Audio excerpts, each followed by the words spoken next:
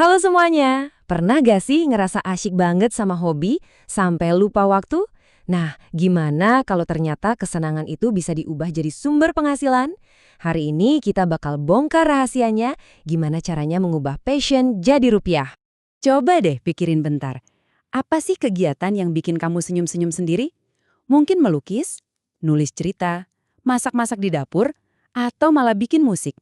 Apapun itu, hobi itulah modal utama kita. Nah, ini dia intinya. Bayangin deh, rasa seneng pas lagi ngelakuin hobi, bisa langsung jadi duit di rekening kamu. Ini bukan mimpi lagi loh, tapi peluang yang nyata banget di era kreatif sekarang. Yuk kita mulai dari dasarnya dulu.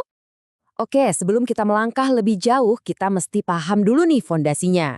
Anggap aja ini semacam cetak biru buat membangun karir dari hobi kamu. Jadi, apa sih sebenarnya industri kreatif itu?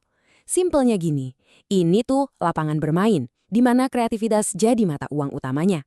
Dan bagian paling kerennya, kamu udah punya modalnya. Disinilah ide-ide unik kamu diubah jadi produk yang gak cuma ngasilin uang, tapi juga punya ciri khas. Sekarang ada satu konsep yang penting banget, namanya nilai tambah. Inilah sentuhan ajaib yang mengubah hobi biasa jadi produk atau layanan yang berharga. Nilai tambah ini bisa macam-macam loh. Bisa dari desainnya yang kece, cerita di balik karya kamu, atau pengalaman yang bikin orang nggak bisa lupa. Oke, konsep dasarnya udah dapat kan? Sekarang kita lihat peta jalannya. Ini adalah panduan langkah demi langkah buat ngubah passion kamu jadi profesi yang beneran nguntungin.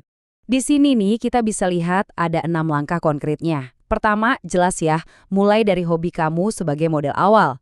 Kedua, kita asah skillnya, biar makin jago, kualitasnya makin oke.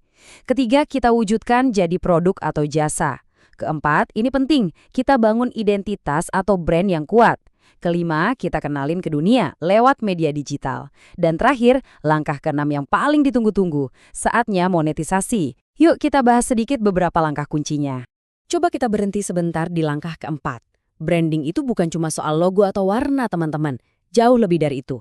Ini soal gimana kamu menceritakan kisah unik di balik karya kamu. Inilah yang bikin orang-orang jadi nyambung dan ngerasa dekat sama apa yang kamu buat. Dan tentu saja, langkah keenam, monetisasi. Wah, ini dia nih garis finishnya. Momen di mana hobi kamu secara resmi jadi profesi. Inilah titik di mana kamu dibayar buat ngelakuin hal yang kamu suka banget. Keren kan? Sekarang, yuk kita geser dan lihat gimana semua ini benar-benar berjalan di dunia nyata. Inilah arenanya, tempat kamu bakal bersaing, berkarya, dan pastinya berhasil. Coba dilihat, banyak banget kan bidangnya. Dari bikin konten digital, desain grafis, fotografi, musik, sampai kuliner kreatif dan kerajinan lokal. Ini bukti nyata kalau peluang di Indonesia tuh gede banget. Apapun hobi kamu, kemungkinan besar ada panggungnya sendiri. Terus, senjata paling ampuh kamu di Arema ini apa coba? Udah pasti teknologi digital. Platform kayak media sosial, marketplace, dan situs portofolio itu bikin karya kamu bisa dilihat orang di seluruh dunia. Nggak ada lagi batasan. Ya, tentu aja, setiap arena pasti ada tantangan dan peluangnya. Persaingan emang ketat benar. Dan kamu harus terus inovatif. Tapi, coba lihat sisi lainnya. Permintaan buat produk-produk kreatif justru lagi naik daun banget. Potensi pasarnya luas banget teman-teman. Kita udah sampai di bagian akhir nih. Sekarang, kita fokus kembali ke kamu dan semua potensi keren yang ada di depan mata.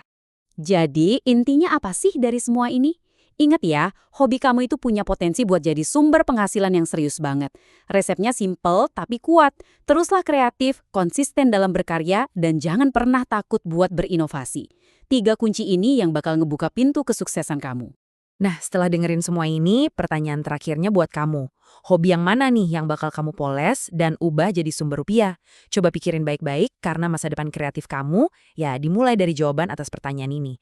Yuk, mulai dari hari ini.